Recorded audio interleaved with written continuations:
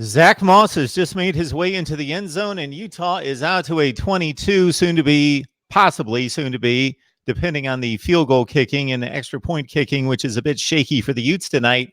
23-6 lead at BYU in a very, very hard-fought game, but it looks like the Utes are taking control, and in fact, they do make the extra point this time, and it's Utes 23, Cougars 6. Mark Rogers TV, the voice of college football. Late night, Thursday night college football. And we invite all of you in to talk college football with a number of interesting games, a couple interesting affairs, a few blowouts as expected.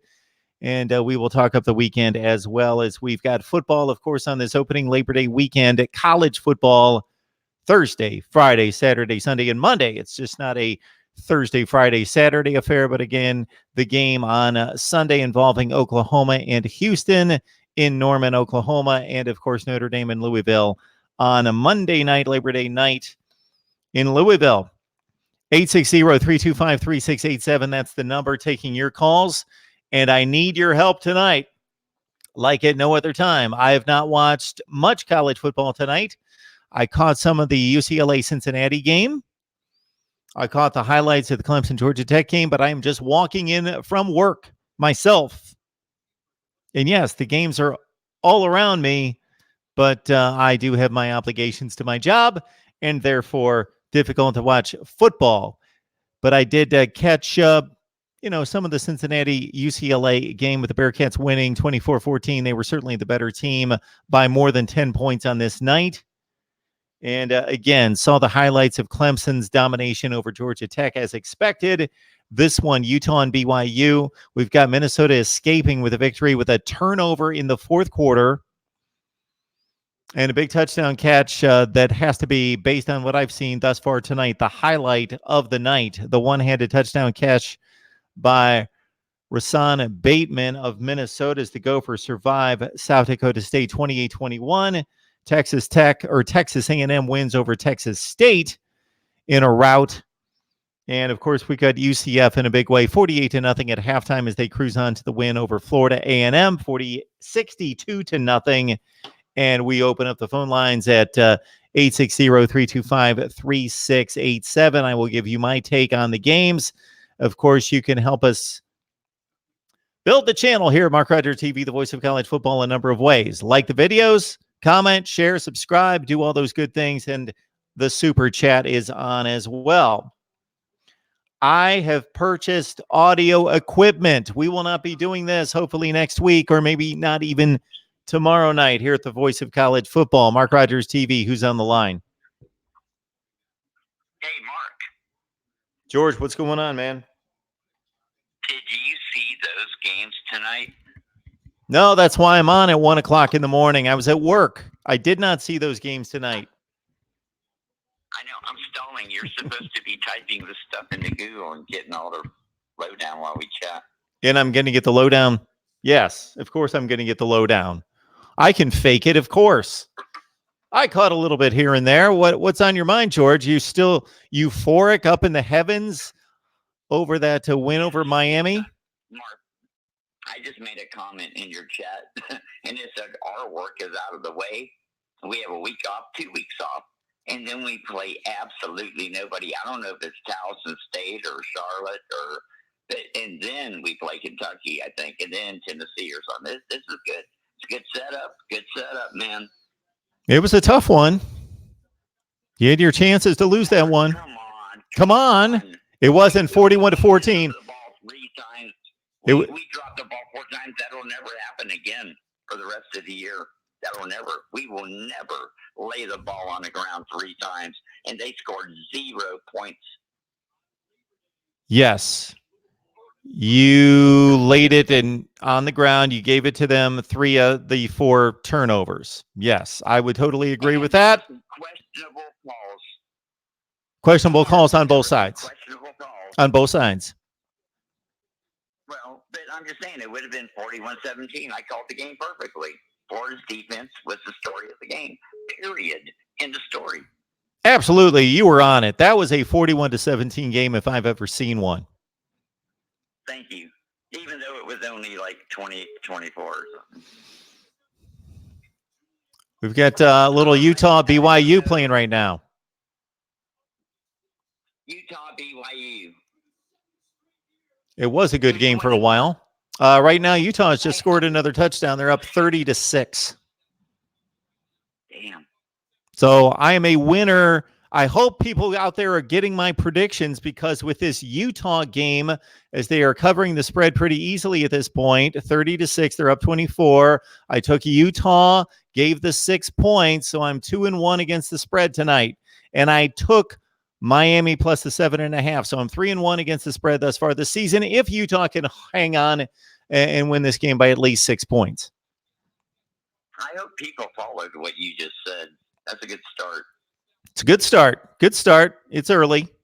You'd be well ahead at this point if you had done exactly what you just said. Well, I did, in fact. I'm taking care of my bank account. Hey, Mark, yes.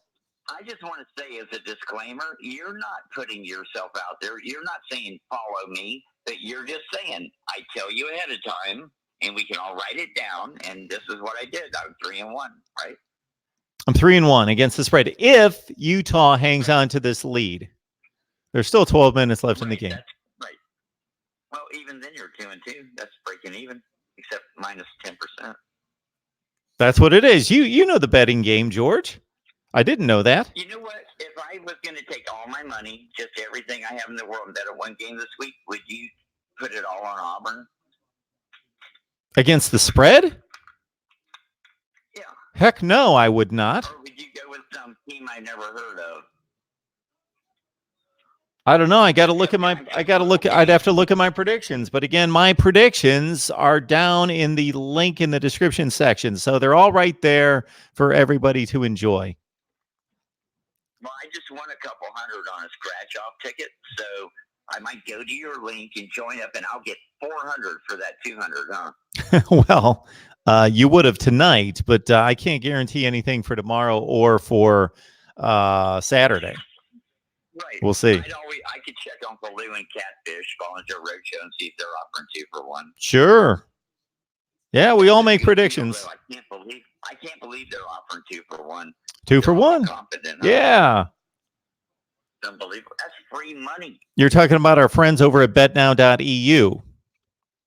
Yeah, who gives you free money? They are right now, because they're pretty. They are pretty confident. So the graphic I have needs to be changed. I've got sign up for betnow.eu, get 50% bonus, link below.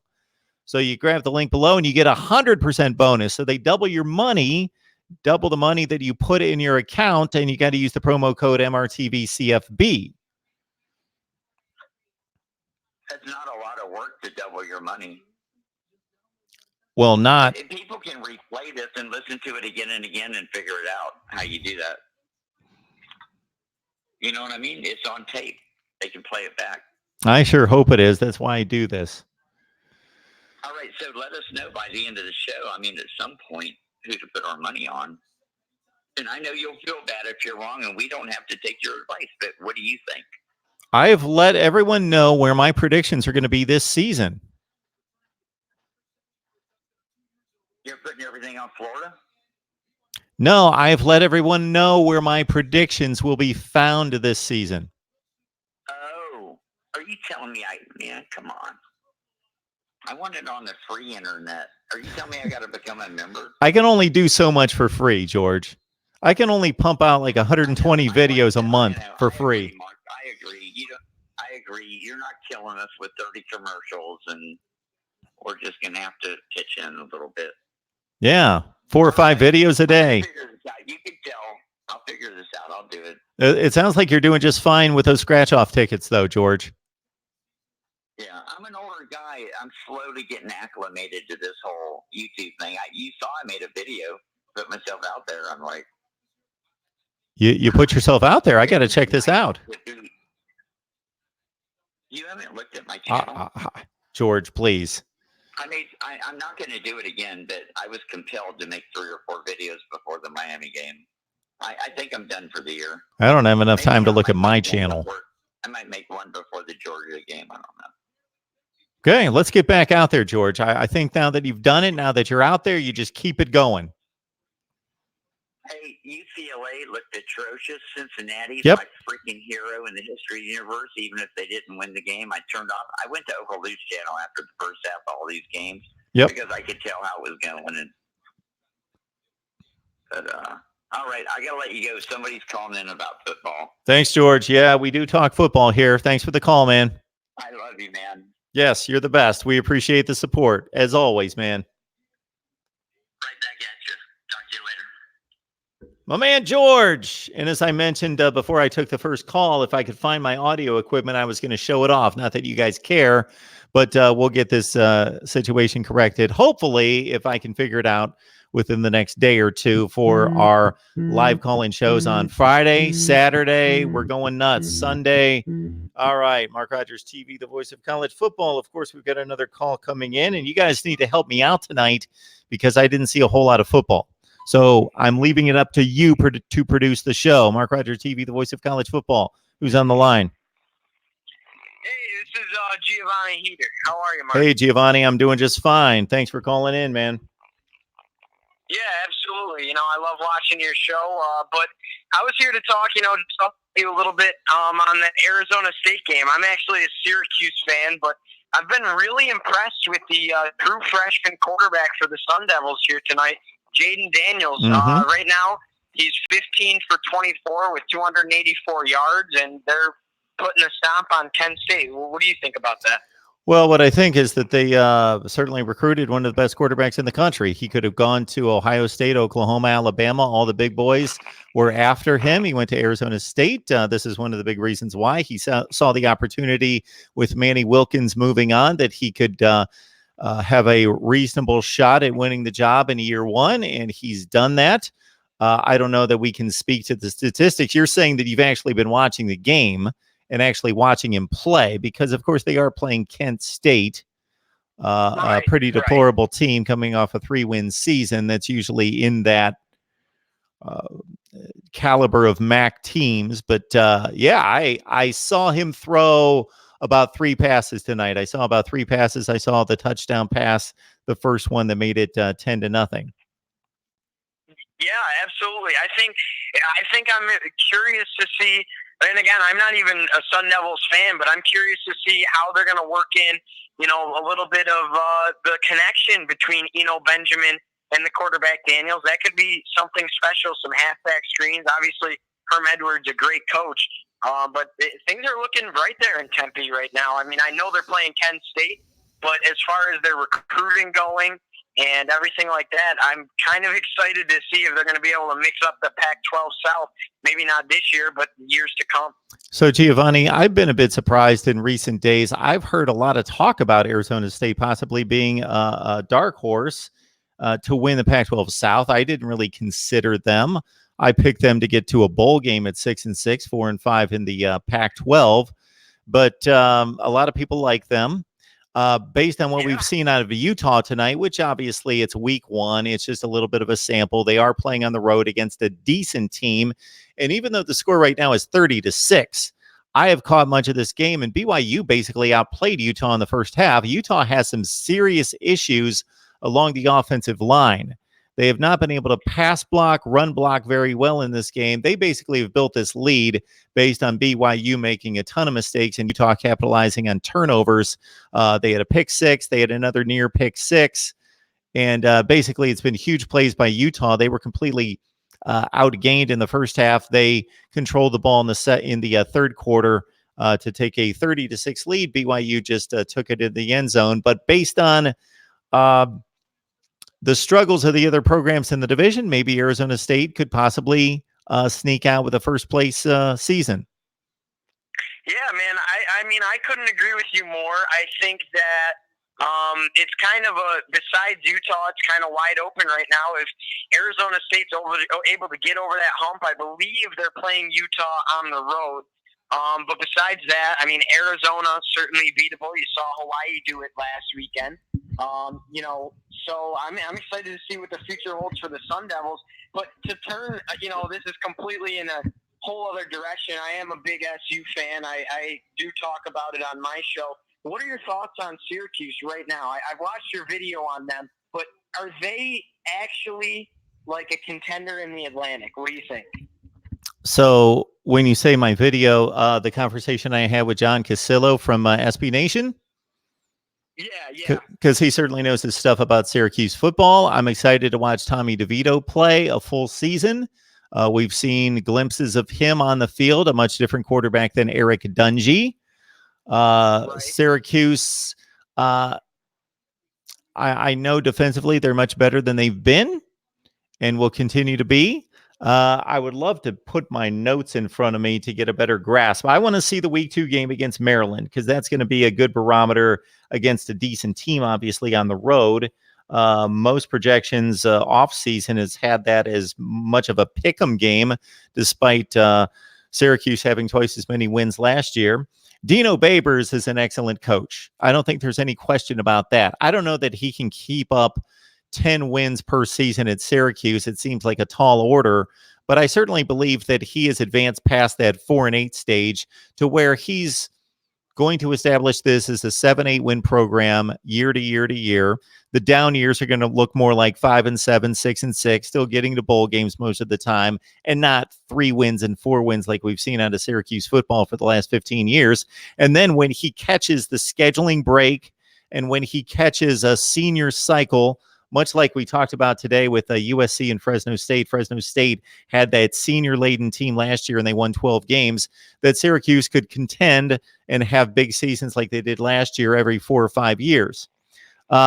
Nobody, in my mind, Giovanni's a contender in the Atlantic Division for one big reason. If everybody was in that division, if it was a 6-team division without Clemson, absolutely, I would say that division is one of the most balanced in college football, but unfortunately, I just can't imagine anybody winning this division. Now, of course, you've got Clemson at home.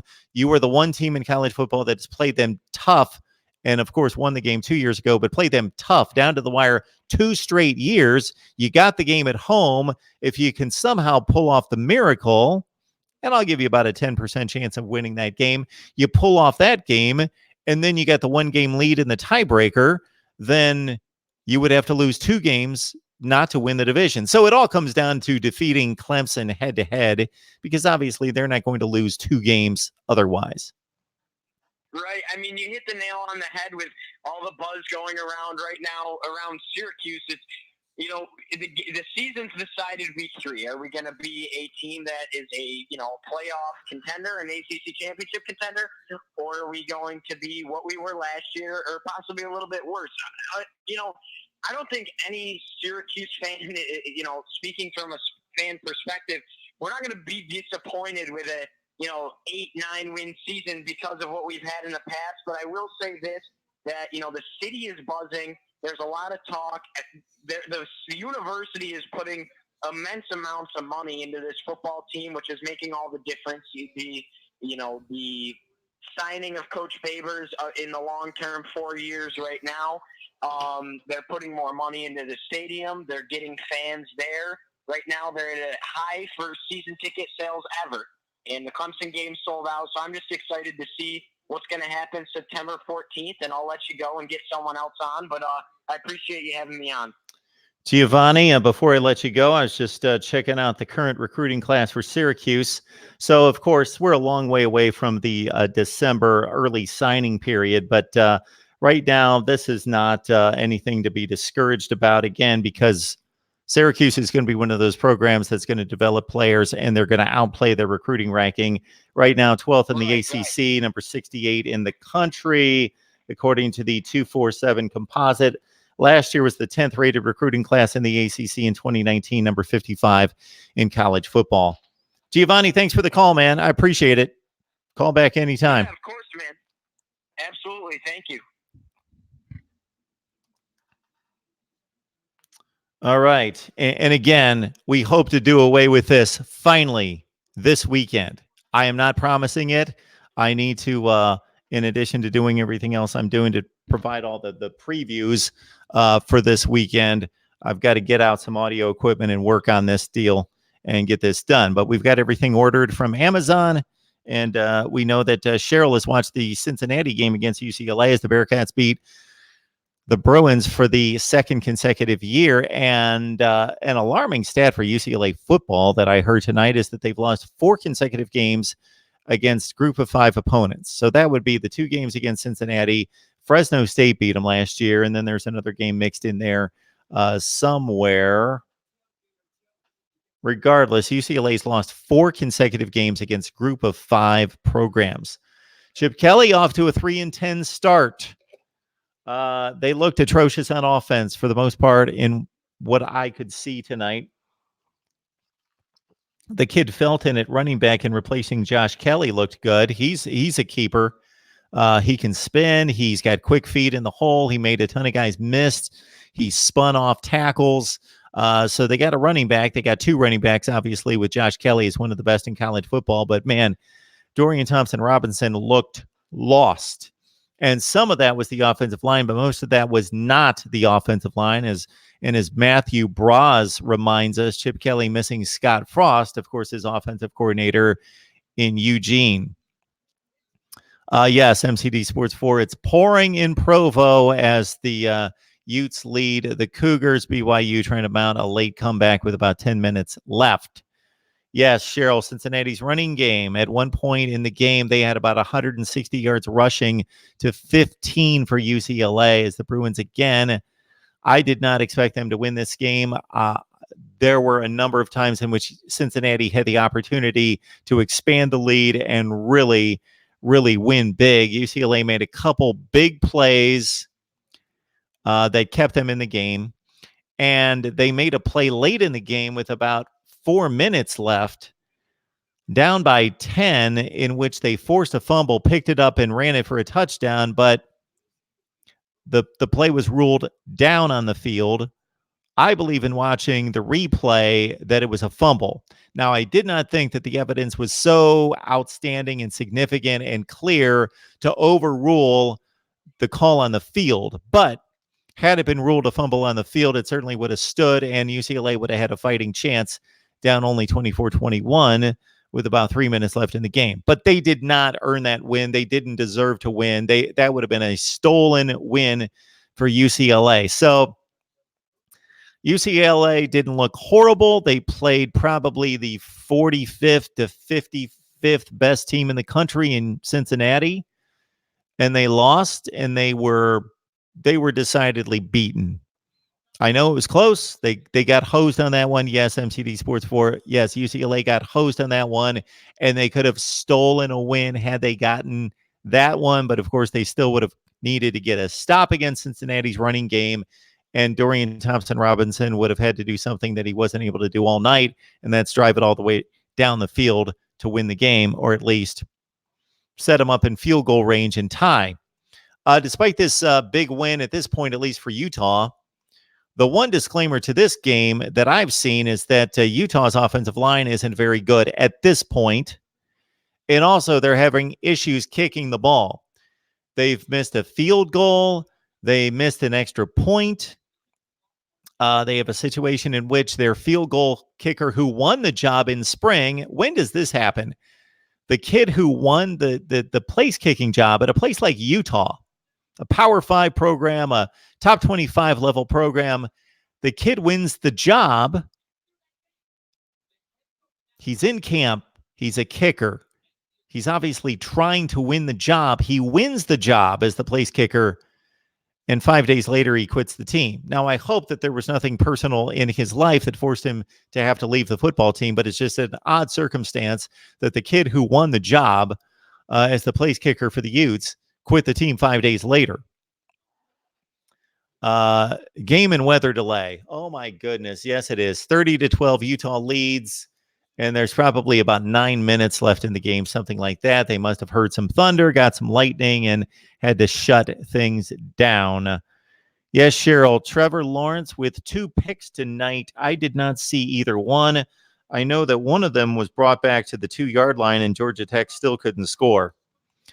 They had a couple 4th and goals to Georgia Tech when they were still somewhat in the game, and they couldn't do anything with it. And, of course, Clemson blew them out, as we all expected. Mark Rogers TV, the voice of college football. Who's on the line? Hey, Mark, it's McGee Sports 4. Hey, man, how you doing? Hey, I'm doing good. I'm kind of a little bit ticked off about this weather delay. Supposedly there's like lightning like within 5 miles of the stadium or something. Okay. So that's why there's another delay. But if you want to know what happened this Thursday from my eyes, I saw with the UCLA and Cincinnati game. UCLA looked terrible. I mean, I'll tell you this: they'll be lucky to win 4 games this year. Their quarterback went 8 for 26.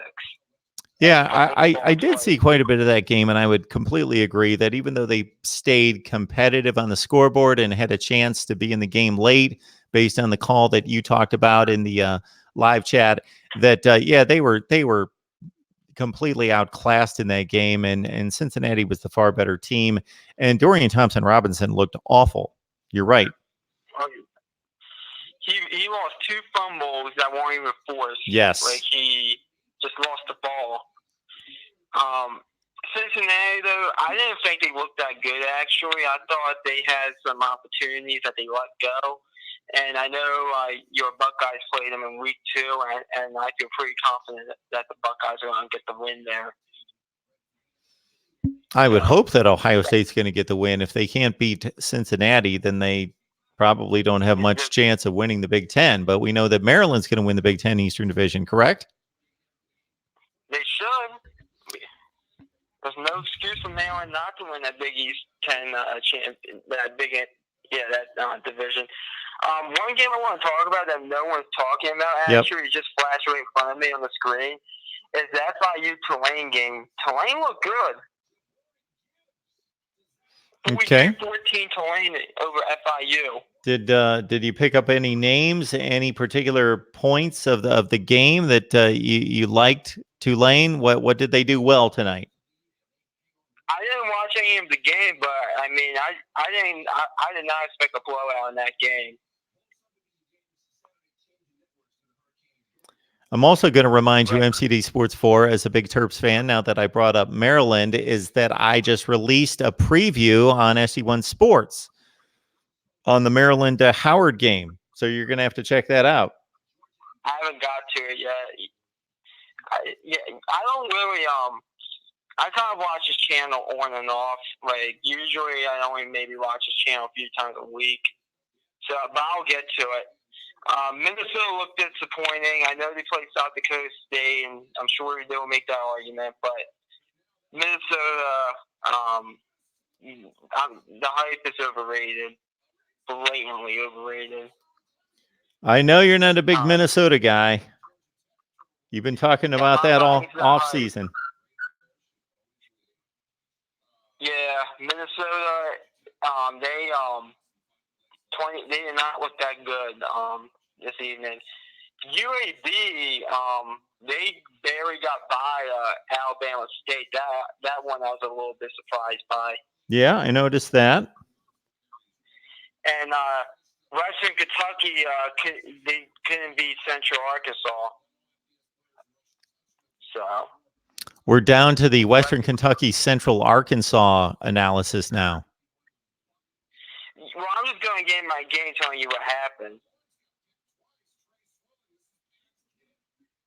Yeah, you're catching me up to date. That was the one game that I was really needing some information on. Well, just to let you know, Western Kentucky couldn't be an FCS opponent in Central Arkansas. I'm seeing that your green wave here rang up 545 yards, 350 on the ground. That's pretty good. Absolutely. Yeah, I mean, I didn't watch any of it. I had it 34-27 Tulane. I didn't expect it to be a blowout, though. Their quarterback. Yeah, their quarterback there, Justin McMillan, he's been around a while. He was their starting quarterback at least last year, maybe the year before. 14 of 18, 2 touchdowns, no picks. Yeah, that's pretty good. That's better than the UCLA quarterback. And a few other games. Clemson beat Georgia Tech 52-14. That was pretty much expected. Georgia Tech,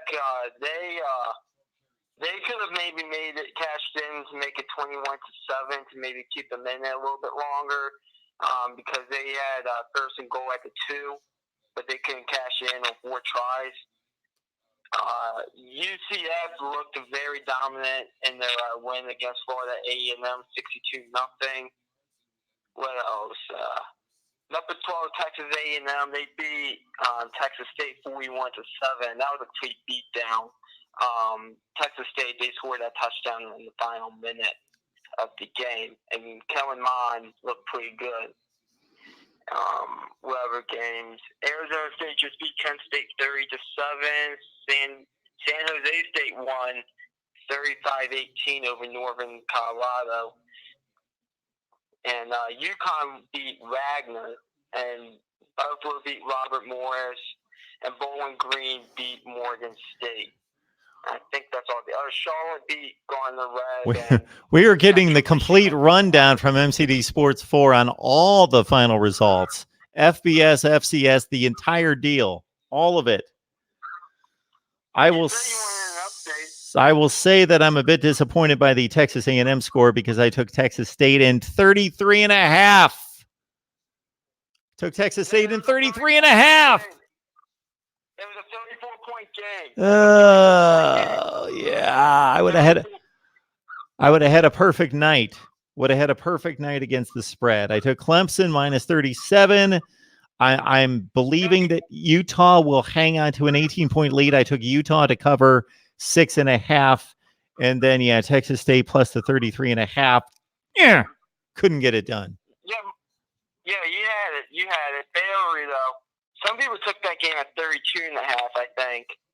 Yeah, you know what? Maybe I did too. I'll have to double check on that. That's a good point right there. There's a possibility you might be right. I'm gonna have to double check that one. I might have had a clean sweep tonight. Yeah, it was 41-7, so even at 33.5, you would have had it. Well, no, I wouldn't have had it. I had 33.5. Yes, Texas A&M won by 34. Yeah. I only had 33.5. Oh. I needed 34.5. Oh, you took Texas State? Yes, I took Texas State. Oh. I probably took Texas A&M. No. But that was basically the rundown. Hopefully they get. I checked the radar actually out in Utah. It looks like it's a small cell, so they'll probably get playing around. Probably in the next half hour, 45 minutes to finish the last 9 minutes or whatever of that game. So. Our scoreboard update here at Mark Rogers TV, the voice of college football, brought to you by MCD Sports 4.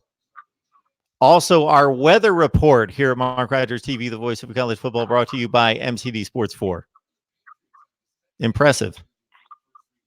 I'm just fired up that college football's back. Absolutely. It's good to see. And we didn't see any great games tonight, but I do want to kind of whip through the fourth quarter on the DVR of the Minnesota-South Dakota State game because I see that Minnesota was down by 1 in the fourth quarter, and they had to get a turnover, and there was a great catch by Rasan Bateman, and they got a late touchdown to win 28-21. So I'm going to lock in on the fourth quarter of Minnesota on the DVR. I caught a little Cincinnati-UCLA at work, and I'll get myself geared up for tomorrow night. We got Wisconsin taking on South Florida. We got Michigan State, Tulsa. I don't know if there's any better games than that. Those might be the two best. I have an upset. Where's your upset? Nevada over Purdue. Okay. Yeah, I can see that. I think Purdue's going to win. They're an 11-point favorite, but I certainly see where you're going there. Absolutely. So I think that's going to be a good game. I'll tell you, are there any other good games before I let you go tomorrow? Rice at Army. Utah State Yeah, Wake Forest. that's a nice little game right there. It's on the ACC network. I won't be able to see that, but that's a nice little game. This is how my night is going to go, depending on my family obligations. But I got to start out watching Wisconsin and South Florida with Tulsa and Michigan State on a second screen there at 7 o'clock. And in terms of, I don't have the ACC network, but Utah State, Wake Forest might be the best game of the night. And at 9:30, yeah, Nevada hosting Purdue is a good one right there. And just because it's a Power 5 matchup, I'm going to like Oklahoma State and Oregon State, although the Cowboys should blow them out. I was actually surprised at how close the point spread is on that game. I think Oklahoma State's only like a 10 or 11 point pick. 14. Okay. Right now. Okay. Yeah, Oregon State fans think they could keep it close, but I just don't see it. Nor do I. Yeah. Well, are you going to be live tomorrow as well? We're going to do our best to do just that. Yes. My daughter's still home from college, so my opening weekend might be a little compromised because I got to spend time with her, obviously. But going forward, I don't know if you caught, I sent out a communication there on the channel with my live stream schedule for the season. So we're going to keep to that. Okay. Yeah, I saw that. I just was wondering. Yeah, it was a bit vague on Friday nights. I'll be in and out on Friday nights. I'll either do like a pregame going into the 7 o'clock game or maybe half times and some kind of post-game report, but we'll be on several times on Fridays. Yep. Okay. Well, I'm not going to waste any more of your time unless someone says something idiotic in a phone call, then I'll call back. I'm like Jim on Feinbaum.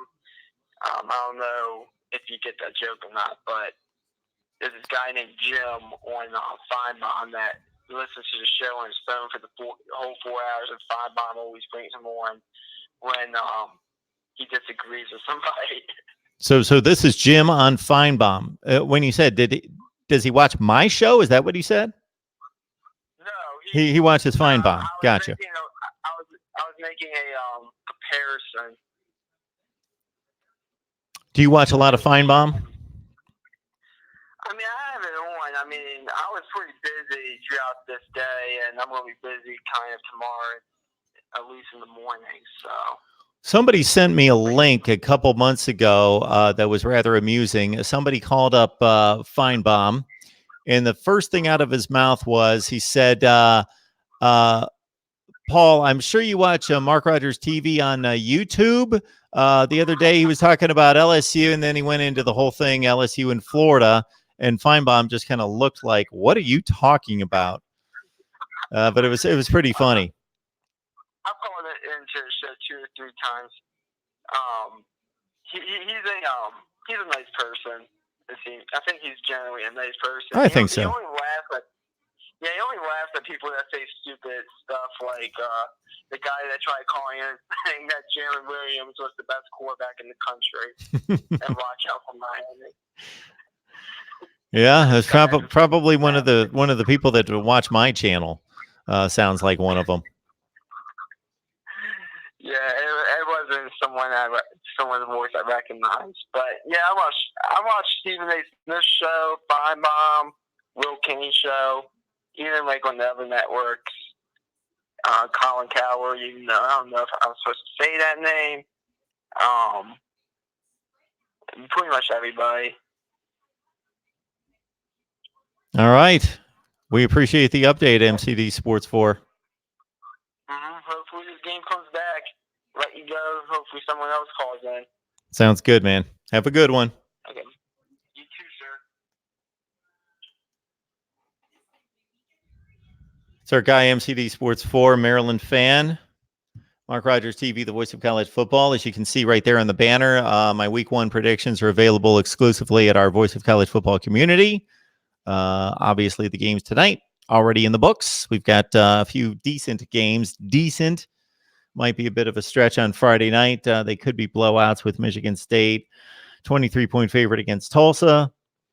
Wisconsin's only a 13-point favorite according to Vegas at South Florida, with Wisconsin breaking in a new quarterback in Jack Cohn, who played a little bit last year. Utah State at Wake Forest, as MCD Sports 4 said, might be the best and most competitive game of the night, although Purdue's got a tricky one out west against Nevada. Nevada, though, has to replace its quarterback. We did a preview of, at this point, I've done a preview on 10 of the 14 Big Ten openers over on SD1 Sports. So you'll have to stop on over there, the SD1 Sports Big Ten Network, where I've got 10 game previews, and I promised Chris over there every game from the Big Ten, so I'm going to have to step it up and knock out 4 more previews sometime between now and kickoff on Saturday. Also, tomorrow we've got Steve Dace lined up from Michigan Podcast during the day, as well as Joe Hunk from Alabama Radio to talk Auburn and Oregon. And I'm also expecting to produce my reaction to your viewer comments.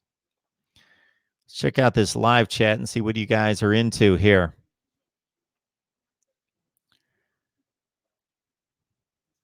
We've got a lot of Big Ten talk between George, Jeff, and Cheryl here. And that's about all we've got going. All right, I'm going to give my rundown of tonight's games.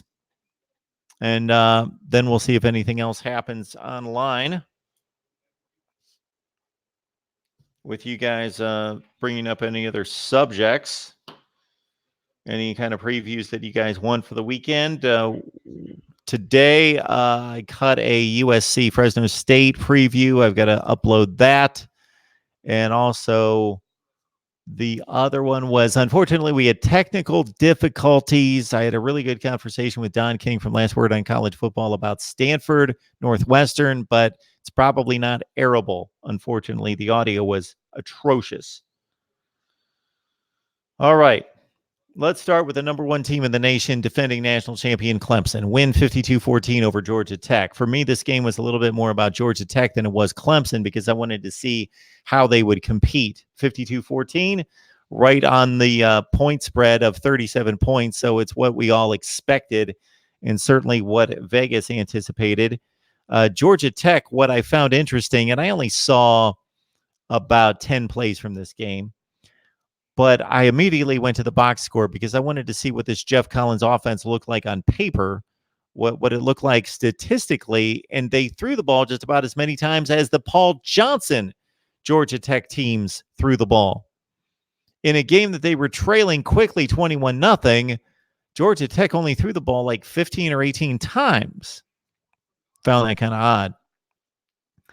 Trevor Lawrence did not have a lights-out game. Didn't need to have one. Missed on 10 throws, 13 of 23. Less than 170 yards passing. 2 picks, 1 touchdown. But again, he didn't need to be there. Travis Etienne ripped him up, 12 carries, 205. And the Clemson defense was dominant in this game. They had a couple 4th down stands in which Georgia Tech could have put some significant points on the board. But again, Clemson stood up tall inside the 5-yard line and denied Georgia Tech twice in, again, winning 52-14. The 2 touchdowns scored by Georgia Tech in mop-up duty just really didn't mean anything. Garbage touchdowns.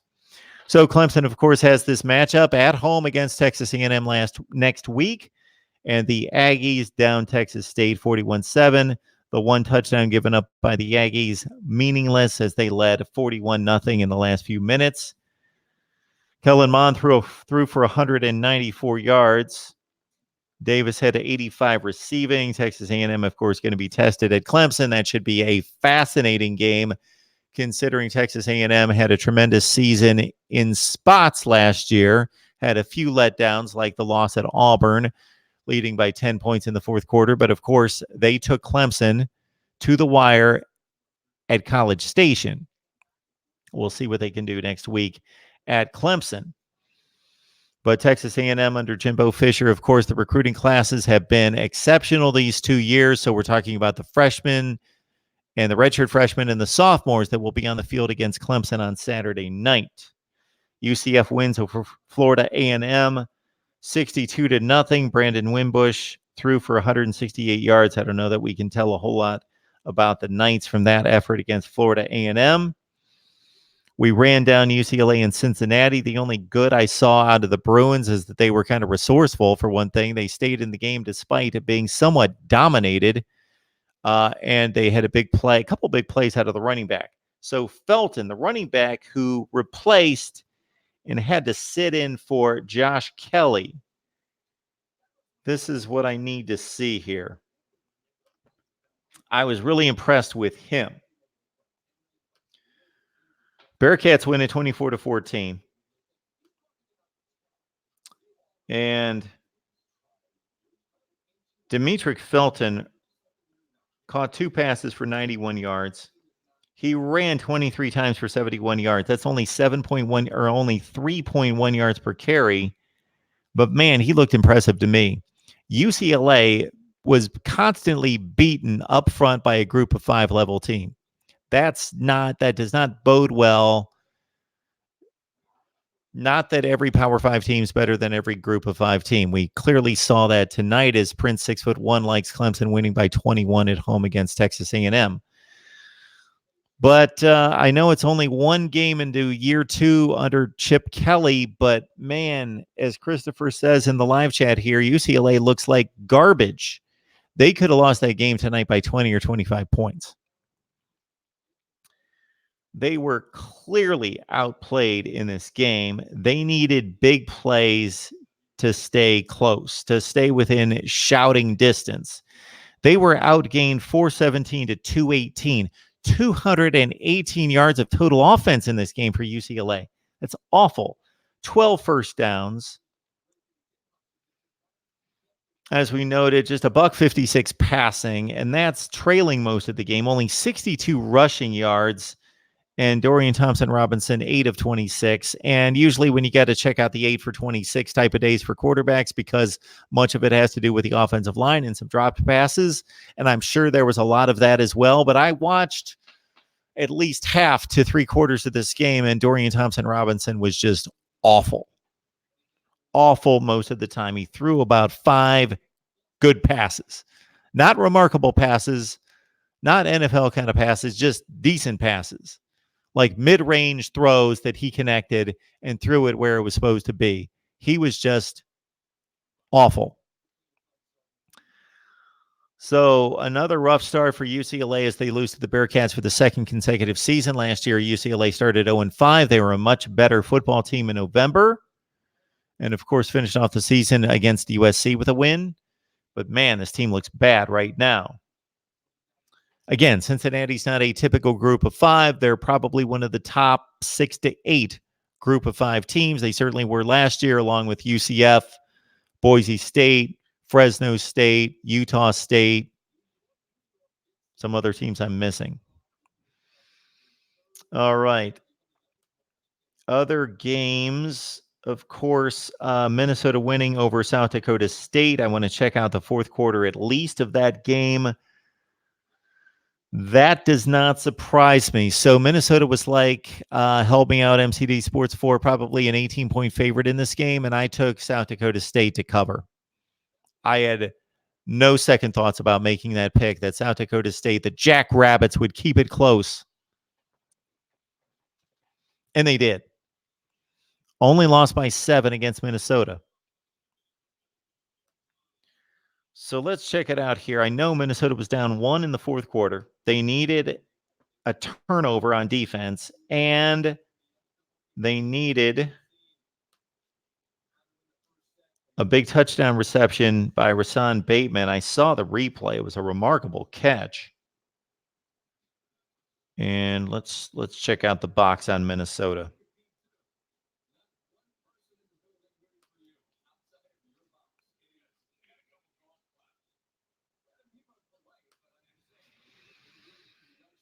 Tanner Morgan, who took the job from Zach Annexstead in November last year, hit 13 of 18 for 176 and 1 touchdown, 1 pick. Why is this always Minnesota's quarterback's line in the box score?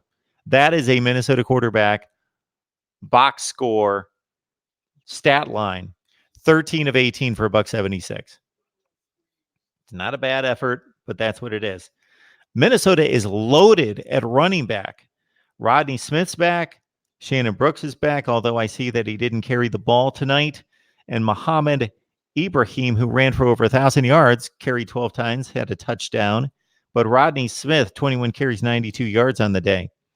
But Minnesota's longest run in 42 rushing attempts was only 15 yards against an FCS defense. Rashad Bateman had 6 catches for 132 yards and a touchdown, and the touchdown reception was remarkable.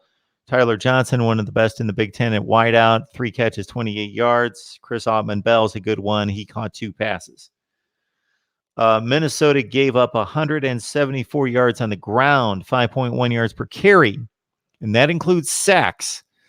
So Minnesota, a bit shaky tonight.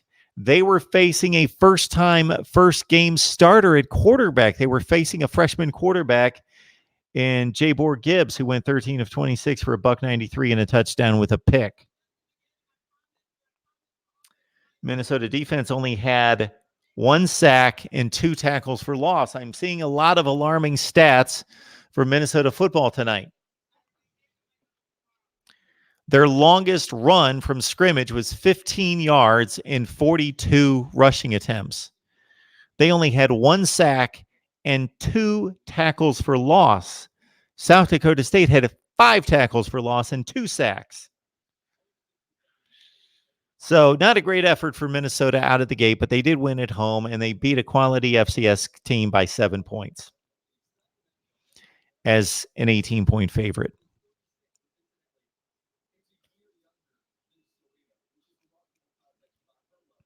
And finally tonight, we, of course, have the Utah lead over BYU 30-12 with about 10 minutes left in the game.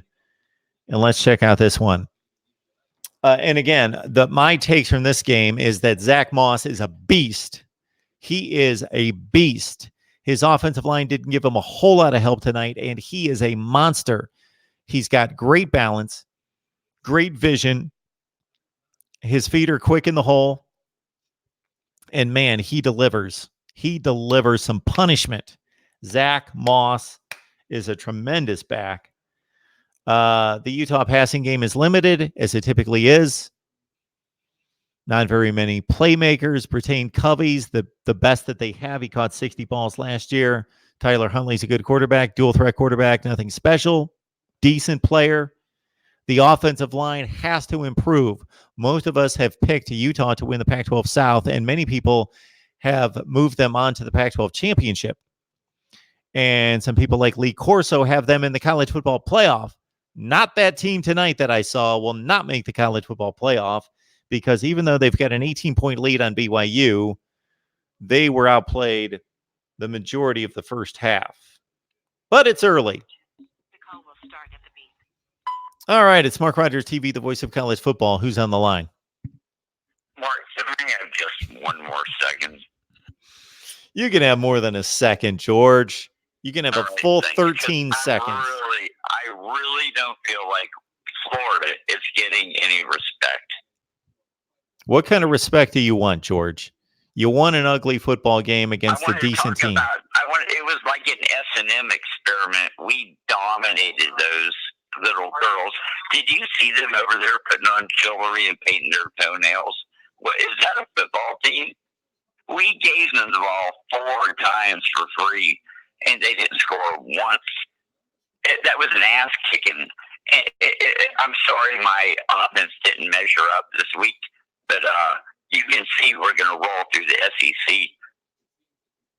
Yo, yeah, absolutely. I can see that based on that performance that you're going to roll through the SEC. We won Alabama or LSU or Texas A&M or whoever the hell comes out of the West. I don't know if you won Kentucky at this point. There's only one conference in football. It's SEC, and whoever wins goes on national title. And Clemson, their days are numbered. George, where did the humble George go from last season? Where did he go? Well, I'm upset because we went out again and played a bad game and rolled over this great number 1 defense in the country. What defense? I didn't see it. Did you? You rolled over them. With an incompetent defense that dropped the ball on the ground 4 times. We rolled over them, yeah. Because we should have scored 50 points. Everyone saw it. Just like us in Georgia last year. We should have won, but we didn't. But that's all right. This was only the first game. Hey, listen, we're on fire. I know you're happy, George. You've got every right to be happy. I'm not gonna rain on your party, but look out for Kentucky. It's not even that, Mark. It's the Florida mystique. You know, even Bear Bryant acknowledged it. Bear Bryant said in his quote, did you find his quote? He said, one day Georgia's going to get a competent coach, and it's over. Because they're sitting right there smack dab in the middle of Florida, like, let them get a good coach. It's over. This is our world. Florida rules. And we have the rest of the year to prove what I'm saying is true. Go Gators. Go Gators. All right. George is fired up. He's confident. He's just looking forward to the rest of the season. Love it. It's just, I mean, it's obvious. All right, George, I'm going to take this call, sir. Hey, listen, everybody fears the Gators. If you don't fear our defense right now, you're crazy. I don't care if you're Clemson or who you are. We're going to get you. Thanks for the call, George. Later, Mark. All right, it's Mark Rogers TV, the voice of college football. And for those of you that joined us a little bit late, you'll be happy to know that the cell phone into the microphone is a short-lived remedy here. We're going to be moving on from that. I got the audio equipment all lined up. I just need to learn how to use it. Mark, Who's on the line? Who do we have? Mark, this is Prince 6'1". Can you hear me? I got you. How you doing? Awesome, brother. How are you doing? I'm good. I'm able to watch some college football, so life is good. Hey, I'm on my headset, so if the connection's bad, just let me know and I'll turn it off. No, it sounds good. Okay. Hey man, guess what? I got tickets to the Michigan-Ohio State game this year, and I can't wait, brother. You're a Clemson guy. Yeah, I'm a Clemson guy. I just had a roommate here from Michigan. He came down and lived with my condo for a while. He's one of my best friends now. Die-hard Michigan fan. He's from Detroit, and we pay like $300 a ticket, and we're driving up there for the Michigan-Ohio State game. And I'm gonna live stream, post some videos or whatever. I don't have a big following or anything like that on my channel. I don't do a lot of videos, but I am going to do that just to show I was there and show the atmosphere. I can't wait. I heard it's one of the, especially the big house, it's going to be one of the best college football atmospheres ever. So Prince 6'1". I didn't say that meaning that you can't, as a Clemson fan, go to the Ohio State Michigan game. I was just a bit surprised. I actually think it's really cool that you want to take in arguably the greatest rivalry in college football, that you want to take it in, see what it's all about, soak it in. You can just enjoy the game. You don't care who's going to win. Probably for your buddy's sake, you want him to win. But and just to see the atmosphere, if Michigan is able to win a game in this series, and especially if it means a Big Ten championship game appearance, then yeah, you're going to have some kind of sight to see.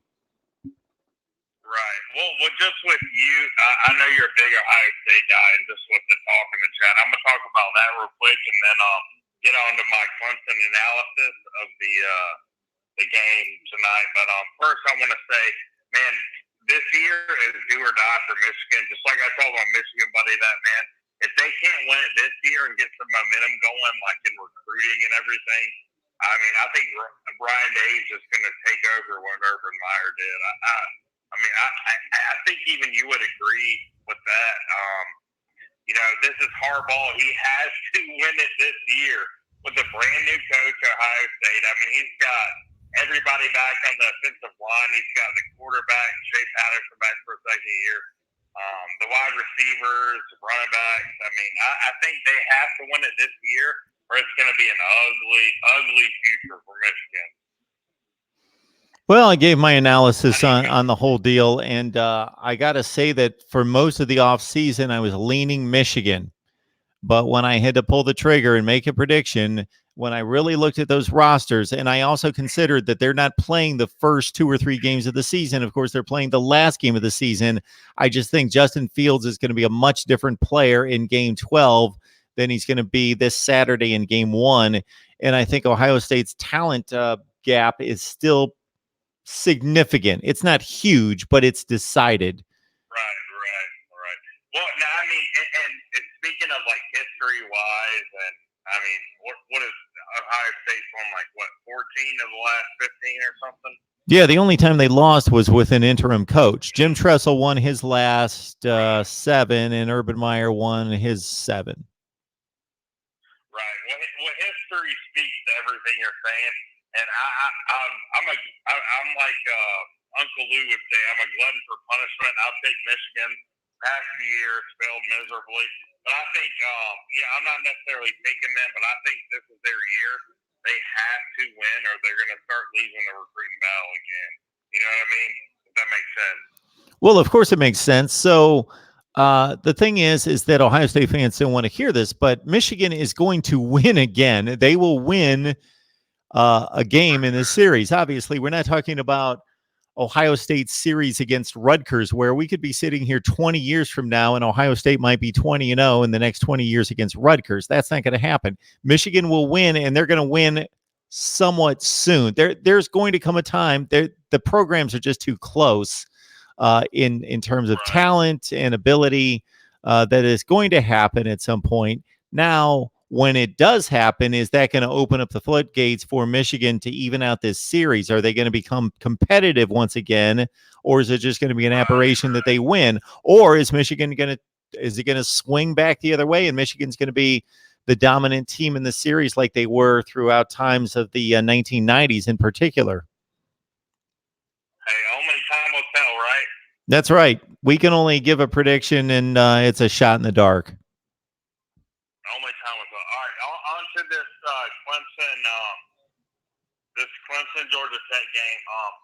As far as that, you can if you go over and look on the ACC network and also Pigskin Pete's live stream. Yep. I actually picked Clemson to win on both times. You can see it. I picked them to win 52-10. They won 52-14. Nice job. So solid take there, but man, I will say starting out this year, yeah, our O-line needs some work, but you know it's always because a lot of people don't understand though that the first couple games of the year, defenses are always ahead of offenses because offenses there's a lot of timing, there's a lot of adjustments that need to take place, and the defenses are just always ahead of offenses. That's just the way it works. So as far as I know, Trevor Lawrence's first pick was very ugly. That was a bad decision by him.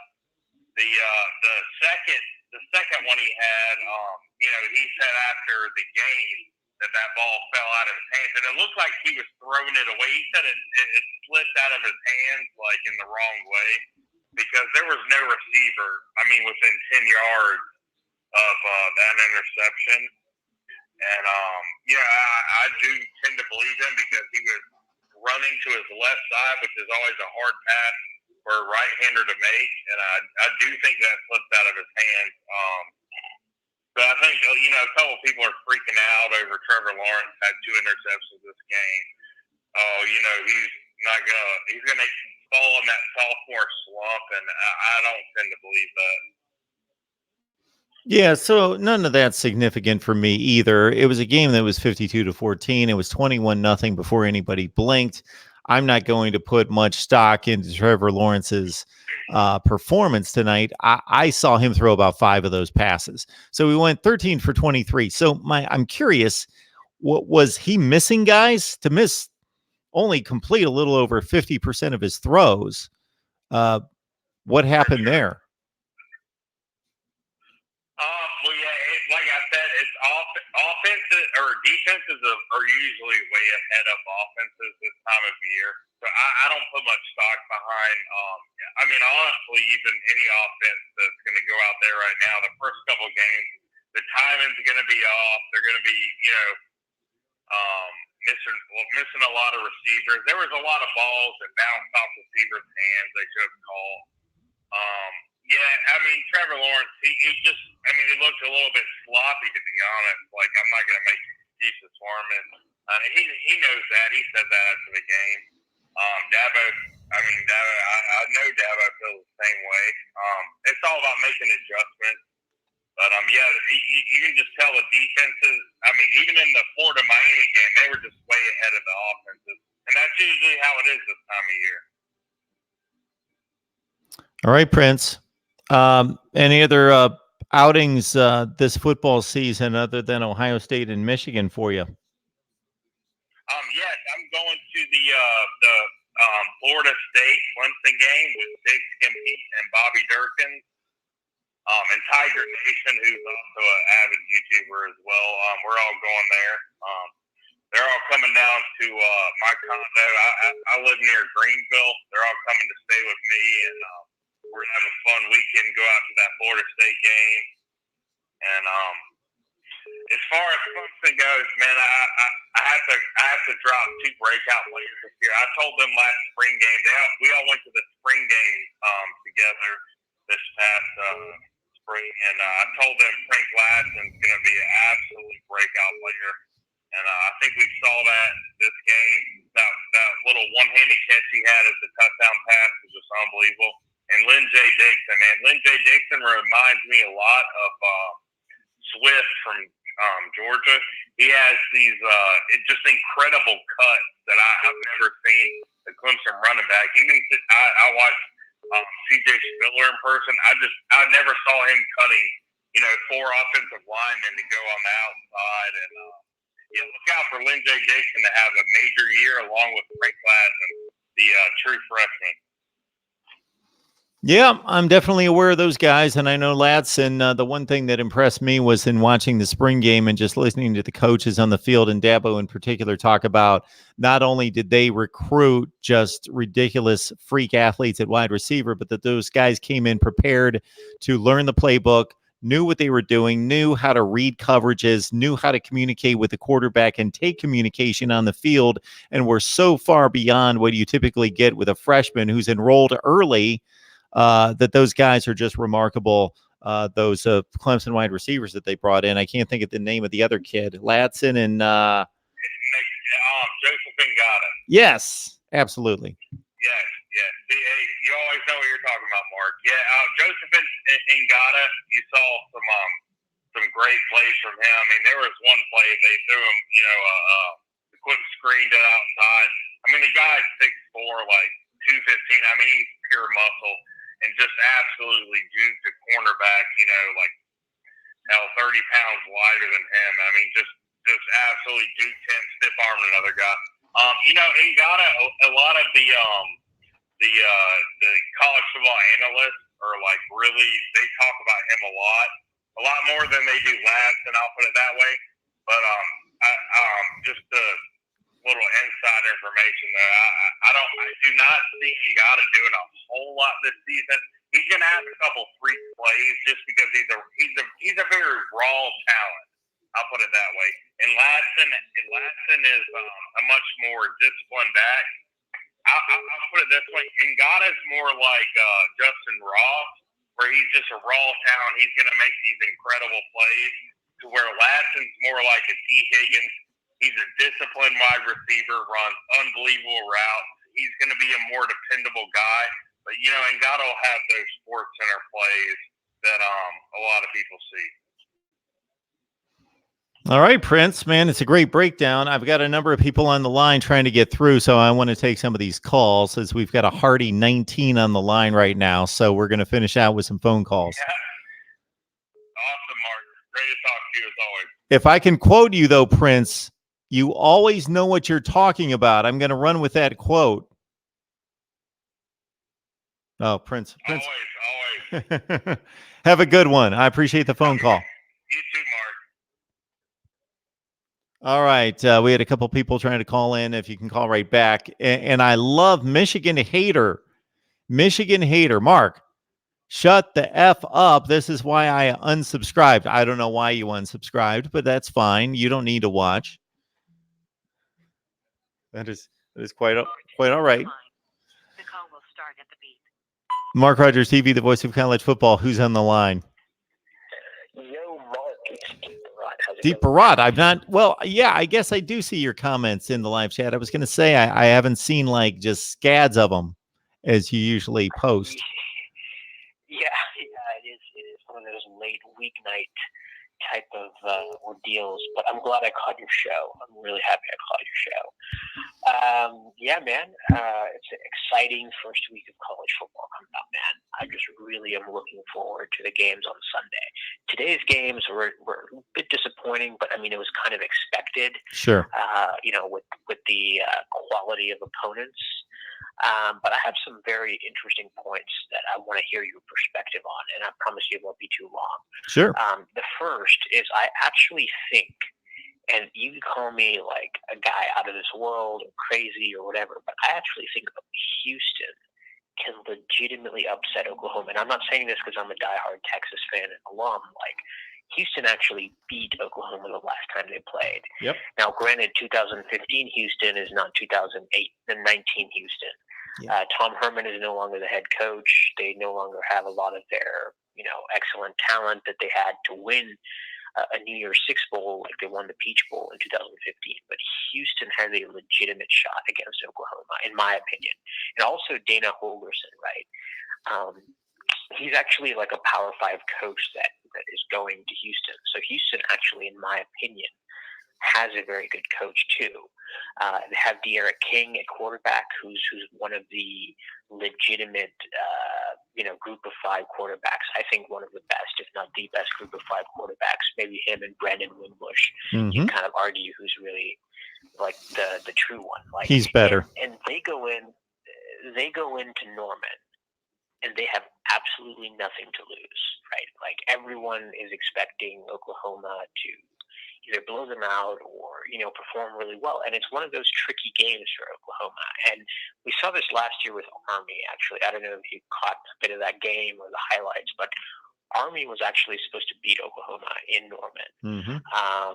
It was one of those really close, I believe it was a triple overtime game. And it's on a Sunday night too, which makes it a little bit more interesting as well. Now, granted, I would like to speculate, and we love college football because of the upsets, and things get a little bit more spicier when upsets do happen. But I think that's like the most upset alert game heading into this weekend, in my opinion. Now, some people may agree or disagree, but I would watch out for that game just for the potential of an upset, or at least a good game. I don't agree with the spread. And if I was in Vegas, I would definitely bet on that spread. The second thing I want to make a point on, and then I'll let you give me your thoughts, is I actually think like Auburn, Oregon. Well, obviously everyone knows it's going to be a huge game, right? But I personally think that if Oregon loses to Auburn, it's going to set a very bad precedence for the Pac-12 the entire year. Speaking of which, what are your thoughts on UCLA getting drubbed by Cincinnati? Now, Cincinnati's a good group of 5 team too, but losing that badly, how does that look for the Pac-12 and really Chip Kelly's job? I'll let you hear your thoughts now. So the Pac-12 over the past 2 to 3 years has not fared well against the group of 5, and we're not talking about the bottom of the Pac-12. We're not talking about just Colorado and Oregon State not faring well against the group of 5. We're talking about San Diego State has beaten Arizona State and Stanford the last 2 years. Stanford was like a top 12 to 15 team in the country when San Diego State beat them 2 years ago.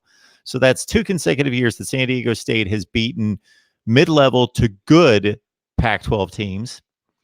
We, of course, have, for the second consecutive season, as you mentioned, Cincinnati wins over UCLA. And they didn't kill them, but they had much the same type decided win over UCLA for a second consecutive season. Like, they beat them by multiple scores, and UCLA needed freak plays, like big plays. Not that they were lucky plays, but they needed, like, they didn't drive. They never put together a drive where they looked efficient play after play after play after play. They needed freak big plays to stay close. And Cincinnati, I'm not going to stretch it to the word domination, but they were decidedly the better team on the field. And as you mentioned, yes, Cincinnati is one of the top 3 to 5 group of 5 teams last season, certainly, and expected to be once again in 2019. But there's still a 50th, 55th best team in the country, and UCLA should not be losing those types of games. Again, being at times dominated, not losing where it's back and forth, seesaw battle, and then they lose by a field goal on the road. Again, they lost by 10 points. It could have been 25 points. So, yeah, UCLA did not look good. The only portion of that game that I thought UCLA looked good was there were a couple times where their offense put their defense in a bad spot, and their defense was actually able to hold up, get some stops. And the running back that replaced Josh Kelly, Felton, had a really nice game, even though statistically it didn't look that way because the offensive line was getting beat most of the time. But otherwise, the passing game was awful. The offensive line was awful. They gave up big plays on defense. UCLA did not look good. And again, they not only lost to Cincinnati last year, and they've now lost to group of 5 teams 4 consecutive games. Fresno State beat them by 24 points last year. So yes, the Pac-12, this is a enormous game. This is the biggest game for any particular conference in trying to make a bid for a college football playoff appearance. It's much like what we saw last year with Auburn and Washington. And then in retrospect, to look back at the end of the season and see that a 3-5 SEC team, and I believe that Auburn is better than even 3-5 in the SEC, but that's what their record was. And they were good enough to beat the Pac-12 champion. And so we could see a similar fate here if Auburn's able to win with a first-time freshman quarterback, win against Oregon, and Oregon marches on to a Pac-12 championship, and Auburn could be, again, a 7-5, 8-4 team. That does not look good for the Pac-12. Yeah, and I just want to, add a very important point to this, is that it would be the 3rd consecutive year if they don't make it this year to the college football playoff. Now, I know there's a lot of speculation and a lot of, crazy ideas about conference realignment and something, but I personally don't know if the Pac-12 has enough meat in that conference to compete nationally. They should.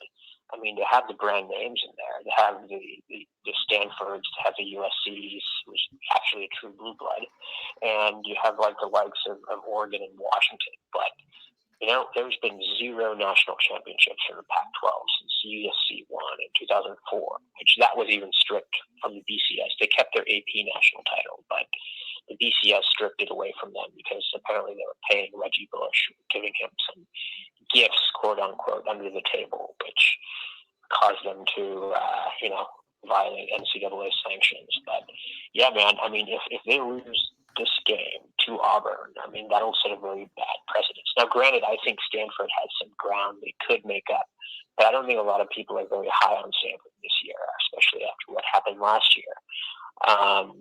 Because they do play UCF, Northwestern, and Notre Dame at home. And I believe they also obviously play the 2 big ducks, Washington and Oregon. But I think Stanford has enough of meat on that schedule to potentially look good enough to be nationally considered. And speaking of which, I personally think, man, Chip Kelly's on the hot seat. I know that it's only year 2. I know it was the first week of the season, but I think he could be fired halfway through the season if we don't see any results. What do you think on that? Jim Harbaugh getting fired. I got to say that I've been amused at watching the conversation in the live chat.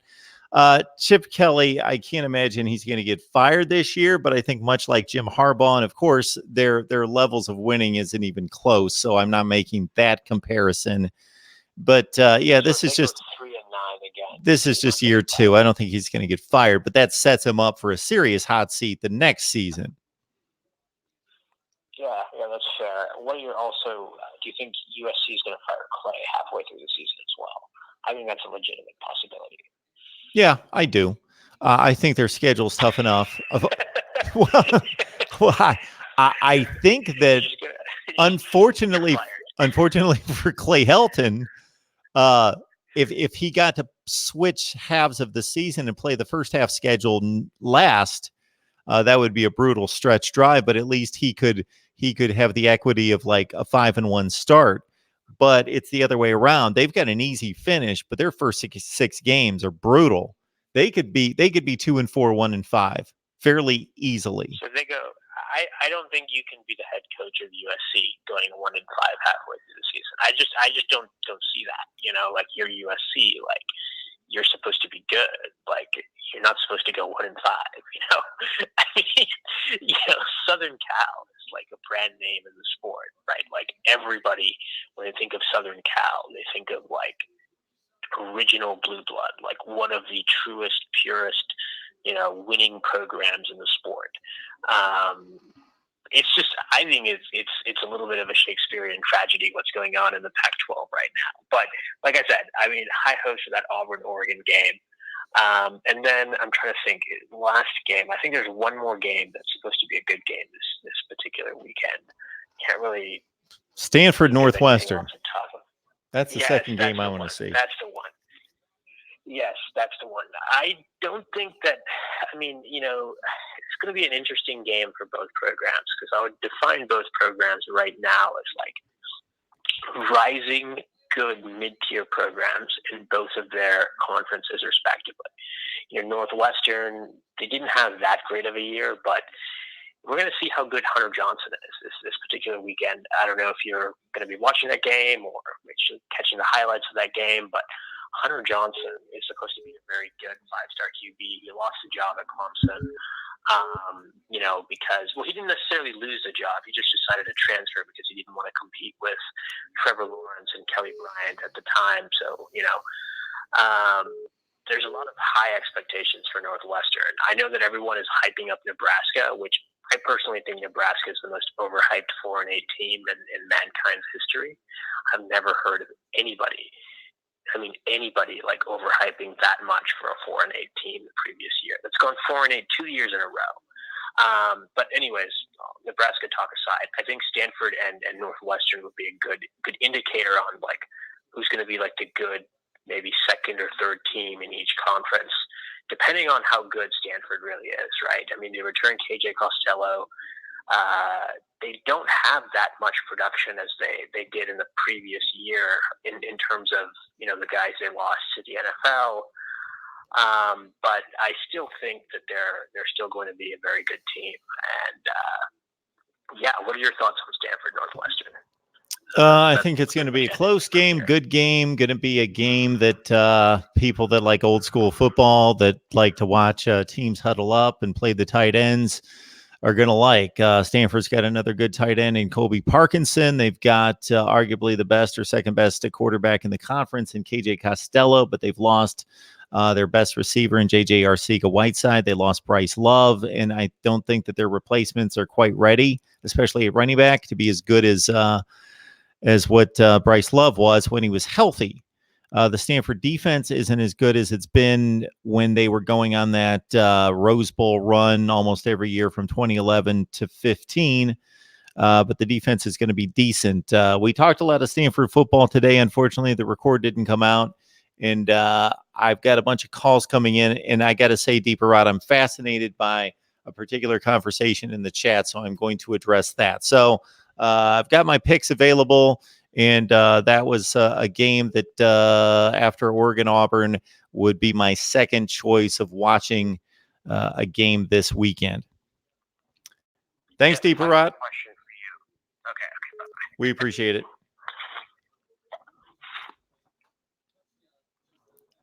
All right, a number of people were calling in, and now they're off the line, unfortunately. So I'm fascinated. Why, I don't know, but I'm fascinated by this Michigan hater guy here. So I'm not understanding his complaints with my channel, and I probably shouldn't be concerned. I can't pull up some of these comments because they've been too long ago. I can only go back about 20 comments.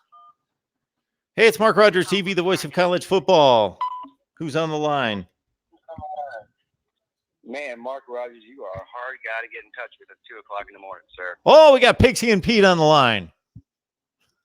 What's up? Oh, man, what is going on? That ignore button like nobody's business, don't I? What's that? I said, I got you pushing that ignore button like nobody's business. Oh, I'm trying to ignore a lot of people, actually, but you would not be one of them. Yeah, I know that. Listen, I was about to go to bed. It's been a long day. It's been a great night. You bet it has. And of course, Of course, for me, had a long live stream. It was a lot of fun. Cool. But I was about to go to bed, and I saw you were live streaming, and so I checked in on it, and I heard my boy Prince 6'1" on there, and he did a great job of covering the Clemson stuff. So I won't go over that again. But I get triggered pretty easily, and I heard the Michigan conversation, and that triggers me every time. There's not a single Michigan fan from Miami to Oregon that does not hate my guts for speaking the truth. So I'm just going to speak the truth again. This thing about I mean, you made a good point about Michigan's eventually going to win, eventually going to beat Ohio State, and that's probably true. But if you just look at the history of Jim Harbaugh, I don't know what gives anybody any faith that he's going to win anything in the near future. As a matter of fact, they might have as good of personnel as Ohio State this year, but personnel being equal, I would still take Ohio State and maybe 2 or 3 other Big Ten teams over Michigan even this year. I mean, what has Jim Harbaugh done except for disappoint? What big games has he won since he's been there? In my opinion, he's the most overpaid coach in college football. I think Nebraska, not this year necessarily, but Nebraska probably has a better chance of overtaking the Big Ten before Michigan does. Everybody's forgetting about Penn State. I know Penn State had a down year last year, but nobody's talking about Penn State as somebody that can possibly compete in the East. So I just don't see it. I'm one of these people that works on facts, and the facts are, until you show me you can do something, Jim Harbaugh, then I'm not buying into it at all.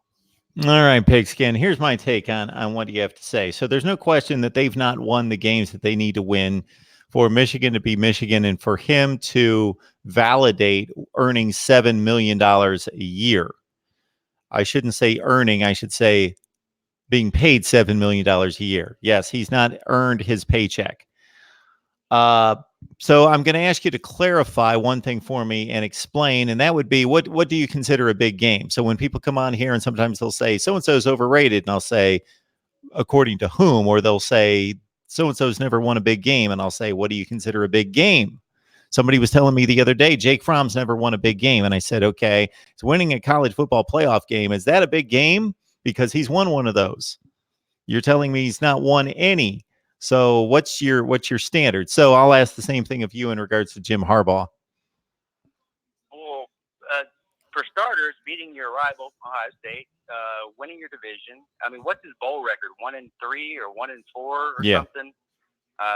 They lost to South Carolina a couple of years ago. They got ran off the field last year by Florida in the bowl game. They lost to Notre Dame, right? So, I mean, I don't know. I mean, what big game has he won?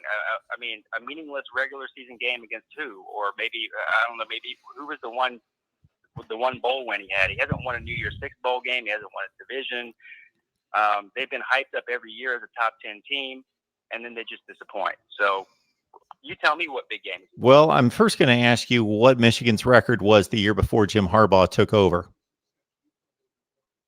No, listen, I'm not arguing that he has not made the program better.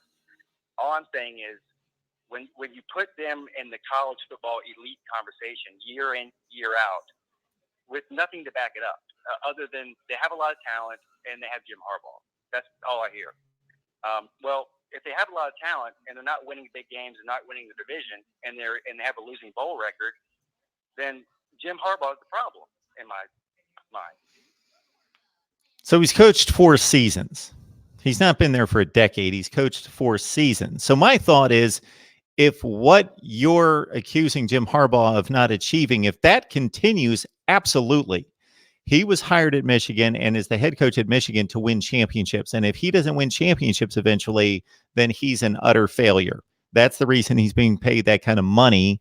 And he's at that program is to win championships. And if he doesn't do it, but we can't see into the future. But to date, he's failed in that regard.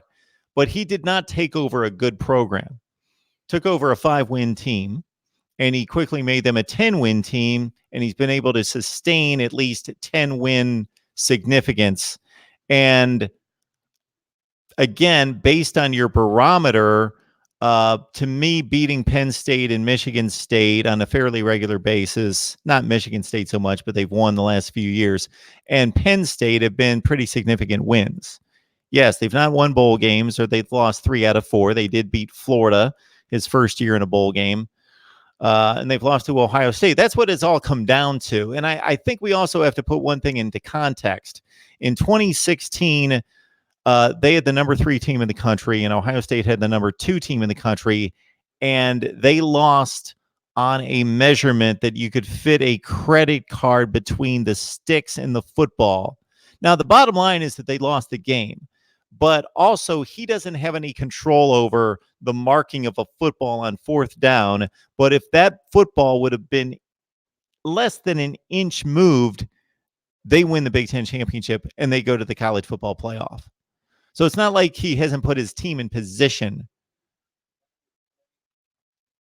Literally, if you remember the play I'm talking about, in overtime at Ohio Stadium against Ohio State, they had the game won if the officials, and I'm not saying the officials marked the ball incorrectly. I'm just saying that it was that close to them going to Indianapolis, playing for a Big Ten championship in which they would have been an enormous favorite and going to a college football playoff. So now he can't live off that and that excuse forever. I'm not saying that. I am saying that his tenure's not over. And if his tenure's completed and he doesn't win a championship and doesn't beat Ohio State, now if he just beats Ohio State in some year that it doesn't matter toward a championship, that's not good enough. He's got to win. I would think if you're the head coach at Ohio State or Michigan and you coach there for a decade, you've got to win the Big Ten championship like 4 or 5 times at least. And you need to get to college football playoffs 2 and 3 and 4 times in 10 years at least to justify your job. Yeah. And he's failing through 4 years. I agree, but he's upgraded this program significantly. He has. And when you bring in maybe a younger coach or a less established coach or a smaller name coach, listen, Clemson's the perfect example, right? They brought in Dabo Swinney, a no-name guy. He didn't really do anything the first 4 years. And matter of fact, he lost 5 in a row to South Carolina.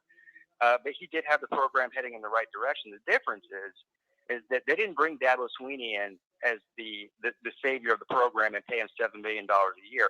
If you're brought in to a program like Michigan, even if it's in bad shape, and they're willing to pay you $7 million a year off the bat, after 4 years, I'm not saying you have to even make the playoffs. I'm not even saying that you have to win a national title or even win the Big Ten. But you've got to show me more than what you've shown me to justify that amount of money.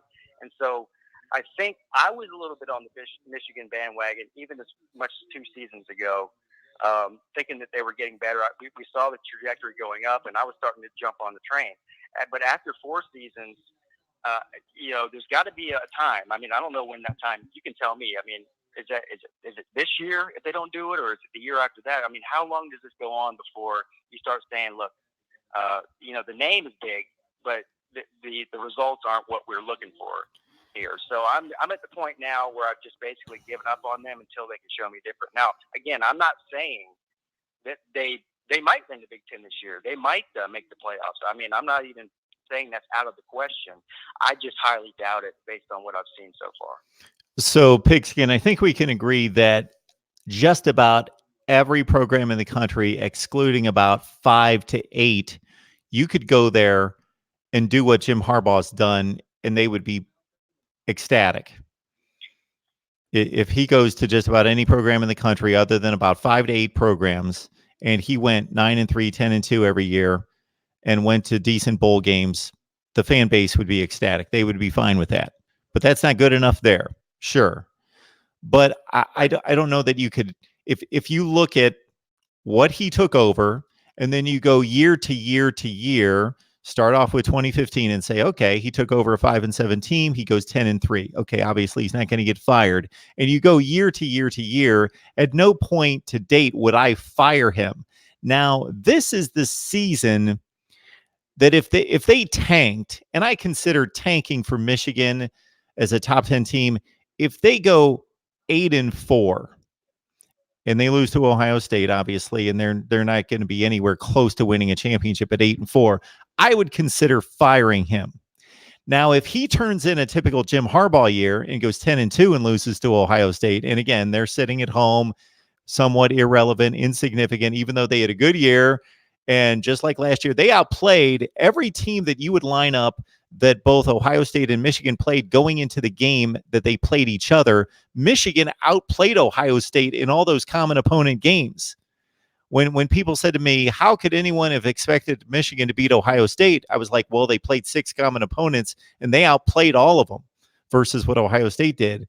But if they turn in another 10-2 kind of season, but they lose the big game and it's another letdown, another disappointment, then for me, if I'm running the show, then next year would be the year I would say, okay, you can rack up 10-2 years for the next decade, but I'm not going to put up with it because you need to deliver. And now we're looking at year 6. And if you can't deliver this year, even if you go 11-1 and lose to Ohio State and can't win the conference, I may think about firing you.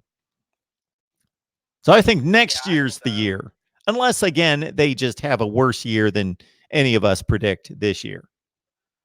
Yeah, I want to go on record saying I don't think he deserves to be fired right now. And first of all, I don't think the Michigan fans love him. Okay, so I don't think he's getting fired by any stretch of the imagination. I actually think he's more likely to leave on his own if things go south than he would to get fired. And again, I don't think he's a bad coach. I just think he's overrated and overhyped, as is the whole Michigan program for a while now. And that's really what it comes down to. It's just the amount of love and attention they get for not really doing anything. They shouldn't be having as high a ranking as they have based on what they've done. Well, let's compare them to some other programs across the country that have done little during the same time. So wouldn't you say LSU pretty much their record, their ranking, the amount of attention, what's expected, their recruiting prowess is pretty close to Michigan, and they keep going 9-3 every year and not really competing for anything. That is true. Some would say, and not me, believe me, you know me, that LSU has a tougher route. Okay? Sure. Now I'm not in that camp. And again, I will take this back to they hired Coach Orgeron, and they didn't bring in a guy who was supposed to be the savior. Coach Orgeron was a little bit of a he was working on borrowed time, and he had to prove himself. He wasn't paid $7 million right off the bat. So I think my point is that when you bring in a guy of his stature who succeeded at a high level at Stanford, succeeded at a high level in the NFL, and then you pay him all this money, they're on a shorter leash than the rest of us, or the rest of the country. And so the expectations are higher. Fair or unfair, that doesn't really matter. But, again, after 4 seasons, I think that he should have at least a couple more signature wins under his belt before I can start taking it seriously as far as this next season goes. Absolutely. He has certainly upgraded every program that he's been to, both in the NFL and in college. And that shouldn't come into play in regards to how we evaluate him at Michigan. That got him the Michigan job, and now he's only evaluated and should be based on what he's doing in Ann Arbor. I will say this. I think he fits Michigan's personality. I mean, he's a Michigan guy and all that. And he's quirky. I think he's a little bit weird, but that doesn't really matter. There's a lot of quirky, weird guys in football. I just don't get the Michigan hype. I just don't buy into it as much as everybody else does. But at the end of the day, I wouldn't be shocked if they did win the Big Ten. If they're going to do it, this would be the year to do it. When Ohio State has a new head coach and a young quarterback, if they don't do it this year, I just don't know when they're going to do it.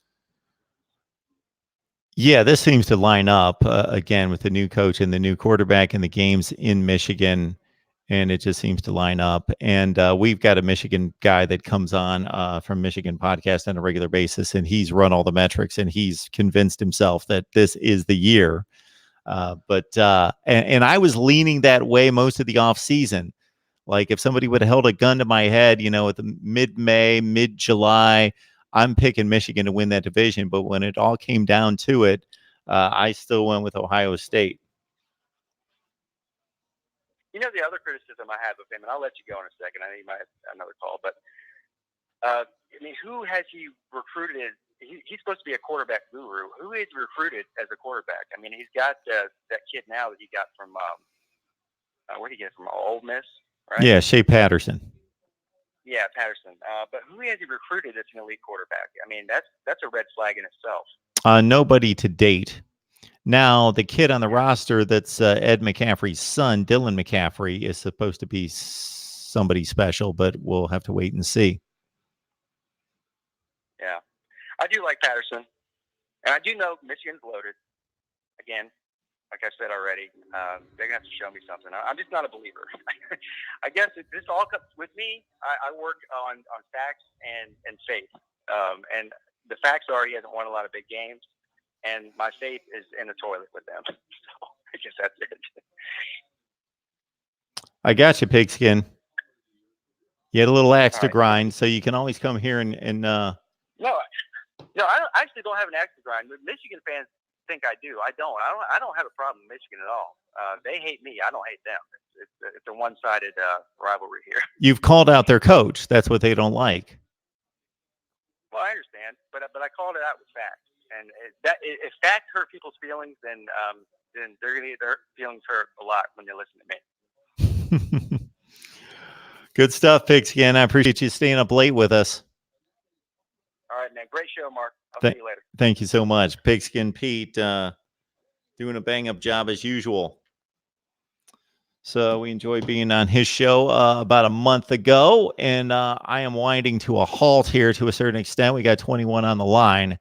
So we appreciate the phone calls and the comments in the live chat. I am fascinated by this Michigan hater guy because I don't know what his problem is with me. He should probably call the show and let me know what your issues are with me because it's just kind of interesting. And maybe when we get off the phone, we'll know what the issues are. And I don't have any issues with having debates with people because that's why we're here. But I would just love to know what is the cause of the ire in my direction. As I have stated many times, you don't have to agree with me. Actually, it would be kind of disturbing if everyone agreed with me all the time. So this is where you find discussion, debate, and analysis like no other in college football.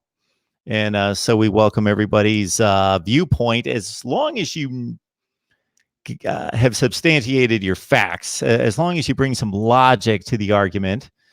We welcome all viewpoints on college football because that's what we do: discuss, debate, and analyze the game that we all love on a regular basis. So I enjoy the debate, but I also would like the debate to be somewhat logical. So I would like to be able to understand what the debate is in this case.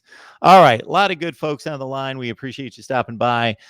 We will be back at some point tomorrow night. I apologize that I can't be specific. Got some family obligations, but I will be on at some point tomorrow night. That could be pregame before Michigan State and Wisconsin kick off at 7:00. That could be at halftime of the first game, halftime of the second game. That could be post-game, whatever that could be. Certainly, we've got a ton of previews lined up for you. So check out the videos and like, comment, share, and subscribe, and do all those good things to help us build the channel right here at Mark Rogers TV, the voice of college football. We will see all of you very soon.